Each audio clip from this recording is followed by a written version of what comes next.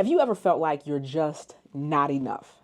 At home, at work, at school, in ministry, wherever you are, you feel like you're just not enough. And to make matters worse, everybody around you is reinforcing that belief that you already have. The last few weeks have been really challenging for me in a number of ways. It took me a minute to figure out what was really happening in a number of ways. Well, on a number of fronts, I should say, in my life. And when it all boiled down to it, I realized that I was really battling these feelings of not feeling good enough. Like, no matter how much I tried, no matter how much I brought to the table, no matter how much I sacrificed of my own self for others or for other entities, it never was quite enough. And there was always an expectation of more, always the pointing out of the places where I missed it or where I didn't measure up. And it began to weigh on me heavily. I found myself kind of dipping down into this slump, but not really a depression, but really into this low place where I couldn't quite see or understand what my path forward was, because as far as I could measure, I was giving the very best of who I am and also feeling as if I was giving all of who I am, neglecting the things that brought me joy, neglecting rest, neglecting caring for myself. And I found myself feeling as if I was drifting backwards, going back to a place that I never wanted to revisit again, becoming a person that I thought I had left behind, all because I was trying to prove myself to someone or to something for some reason that I couldn't really even name. As I started having conversations with some friends and colleagues and even members of my family, it seemed like for whatever reason, many of us were navigating what it means to measure up in the spaces that we find ourselves called to or the seasons where we find ourselves currently situated. But all of us were grappling with the sense of not feeling as if we were measuring up. And none of us could really identify what the rule of measurement was, or what is the litmus test, right, that determines whether or not we're actually good enough. I want to tell you today that you are good enough. And so today we're going to dive kind of into this deeper question, if you will. Am I good enough? Undoubtedly, there are so many people, or other people at least, around me or just out there where you are, who are asking yourselves the question or grappling with this idea of being good enough, asking, am I good enough for this job? Am I good enough for this relationship? Am I good enough for the family that I have? Do I deserve the things that I want? Do I deserve the things that I have? Have I screwed up so much that there's like a path of no return, that I'm on this path of no return?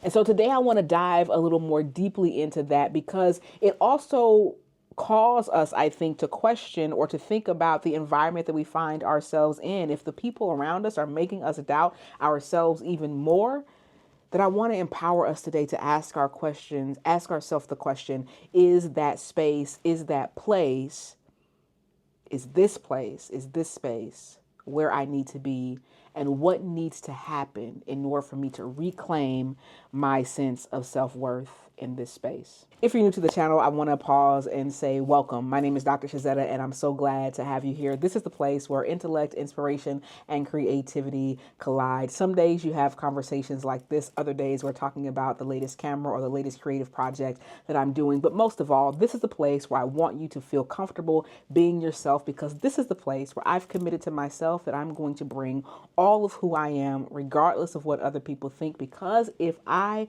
deny or neglect any part of who I am, that I've done a disservice to all of who I am. And so welcome to the channel. If you find value in today's video or are just interested in the things that I'm doing or things that I'm interested in, I invite you to hit the subscribe button and click that notification bell so that you get notifications whenever I upload new content.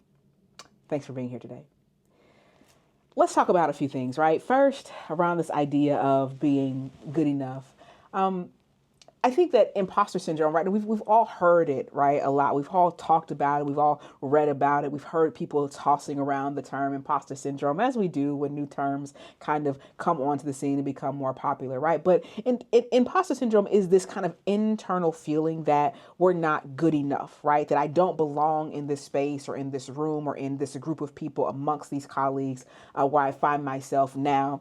And oftentimes it can become more intense when those around us affirm or confirm our doubts or fail to affirm our belonging in a space. And so we find ourselves feeling as if we are imposters, right, in this setting. It could be a critical family member. It could be a boss who never acknowledges our efforts, a professor who always points out the bad things or the incorrect thing that we say, but never affirms or celebrates the good things that we could do. It could be our peers who are always pointing out how we are failing to catch up or failing to keep up, if you will, with social things, with economic things, with career moves, with all of the things. But regardless of what it is, external voices can cause or make our feelings of inadequacy seem louder, as if it's the only thing that we can hear, the only sound that is playing in a room.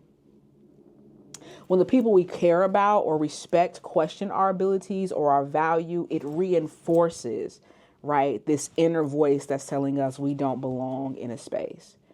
But here's the truth. What others project onto us often has more to do with them than it does with us. I want to say that again to you. Often, what other people project on us has more to do with them than it actually does with us.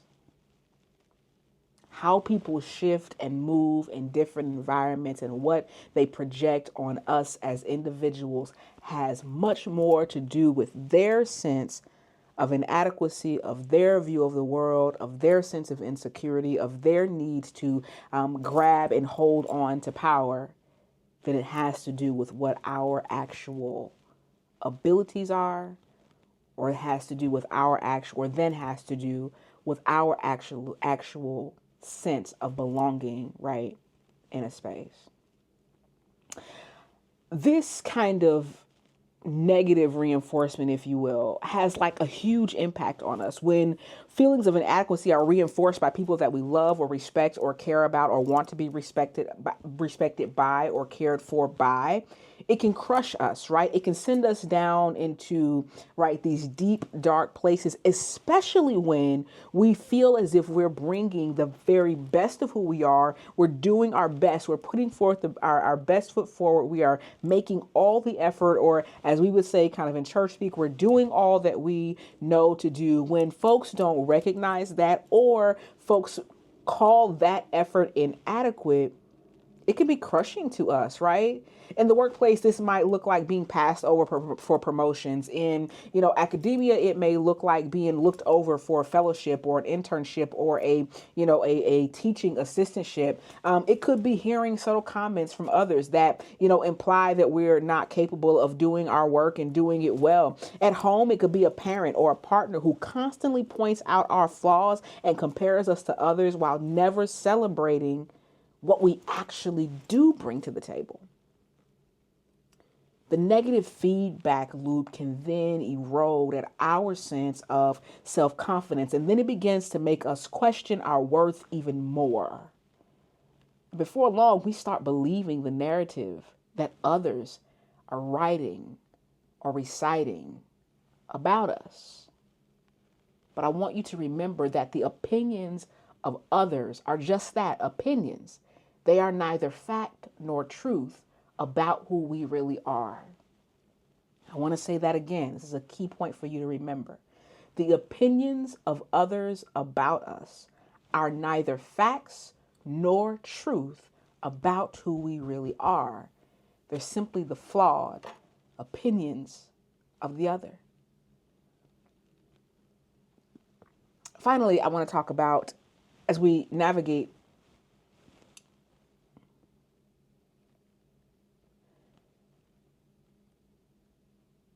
when we understand this, we are then able to think about how we reclaim our self-worth. Like I said a couple of weeks ago, I was like really in this deep dark space. Like the truth is, I know what I bring to the places and spaces that I occupy. But sometimes when you take hit after hit and when your adequacy and your abilities are questioned, even for those of us who are considered to be the strongest of people, it can wear down on you. I've worked really hard to get to the place in my life where I'm not angry about things, where I don't get angry about things as easily. But I've worked equally as hard to make sure that I am doing the work for myself that allows me to be well, right, in every area of my life when I'm doing my work. I don't want to be stressed out. I don't want to be overwhelmed. And I certainly don't want to be in a place where I'm constantly guessing or second guessing my abilities or my decisions or my worth in a particular space and place.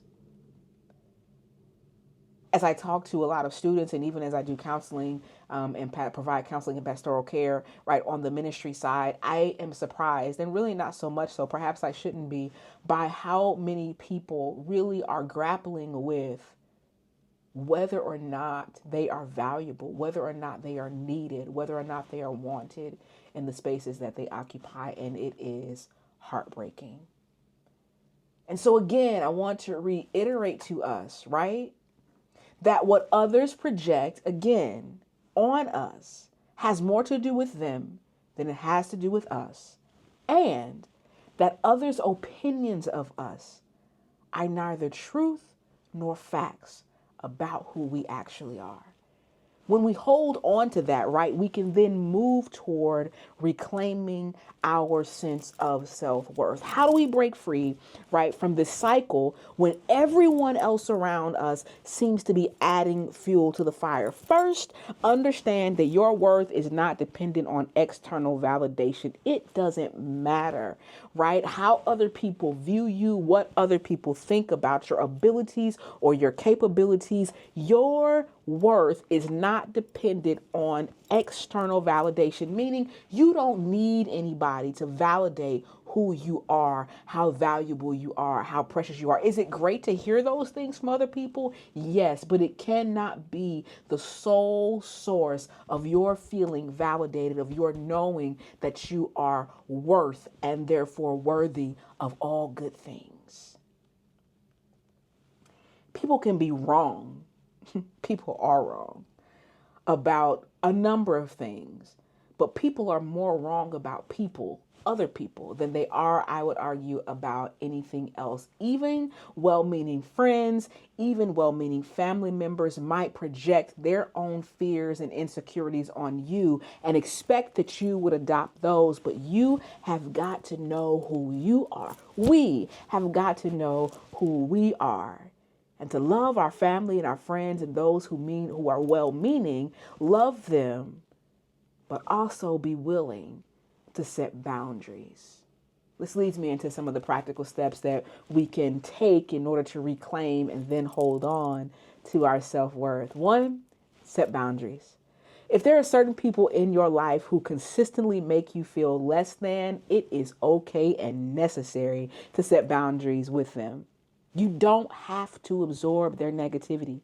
I was in a conversation with a young lady a few days ago who is navigating a really tumultuous relationship with her mother. And her mother, while she seemingly loves her, says things to her that are heartbreaking, that are heart-wrenching, that do harm to her daughter.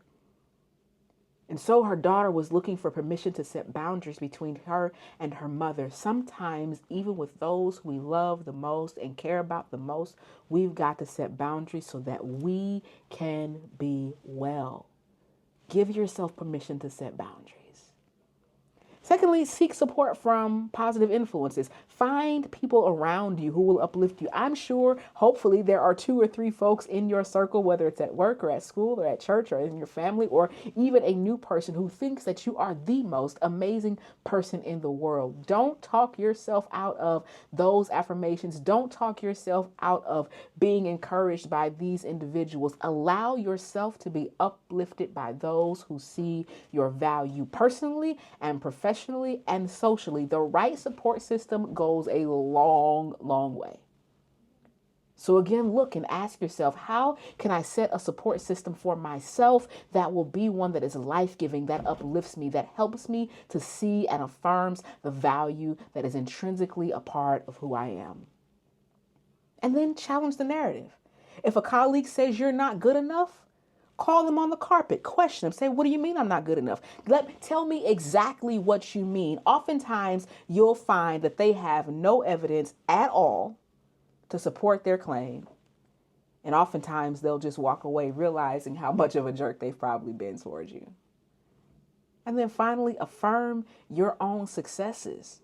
Write down your accomplishments, big and small. There is no victory that is too small to celebrate. Celebrate the small victories. Celebrate every win. Celebrate every single accomplishment, no matter how minuscule it may seem, so that you are constantly reminding yourself that you are in control of the narrative of your life and no one else.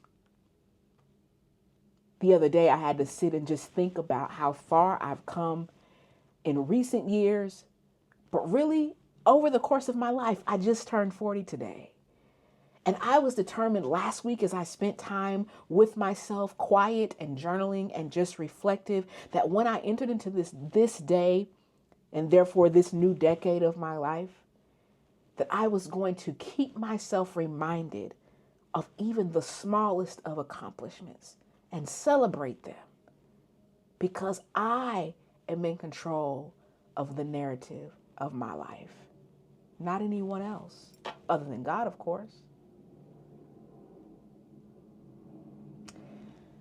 I want to take a moment to really encourage you to remember that you are the one that defines you, that you are the one who has control over the narrative of your life, that you are the one who has the authority to set boundaries, to change your circle, and to do something about the way that you are feeling. You have the authority and the power to remind those who would speak ill towards you, who would speak negatively towards you, who would send negative energy your way, who would suggest that you're not worthy, that you're not good enough, that you're not measuring up, that you have the power and authority to rewrite the narrative and to call them on the carpet, to correct what you know is wrong. And I want you to have the courage to shift and remove yourself from those environments and those relationships if that's what's necessary. When you ask yourself the question, am I good enough? I want you to unequivocally have the answer on your lips that says, yes, I am good enough. I am worthy. I am capable. I am brilliant. I am amazing. And anybody that I come in contact with is lucky, is blessed to have made my acquaintance. Listen, if you found this video helpful in any way at all, again, I want to encourage you to subscribe. I just wanted to share today, I am determined more in this decade. I've gone through and been through a lot, and I'll share more videos about that, particularly in my 30s. And so I'm excited to turn this page, if you will, and enter from my 30s, go from my 30s and enter into my 40s. But I'm going into it with a different mindset, with a different understanding of all that I bring to the table. And I hope that my understanding of that will only grow and increase. And I hope that in the moments when I find myself down, that I'll either come watch this video or you guys will remind me of what I said today. But today, my birthday gift to you and to me is to say, yes, you are good enough. So go out there and chase life. Make your dreams come true. Don't be afraid to cast a vision, to stand up for yourself, and to be the very best you can possibly be.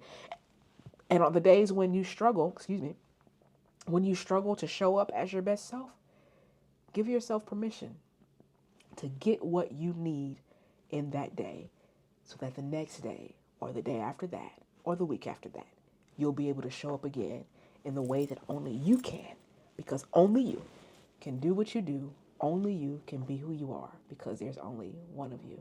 Listen, I hope to talk to you all soon. I think that's it for now, guys. I hope to look forward. All right, that's all I got for y'all today. I look forward to seeing you again soon. Have an awesome day. We'll holler back at you now.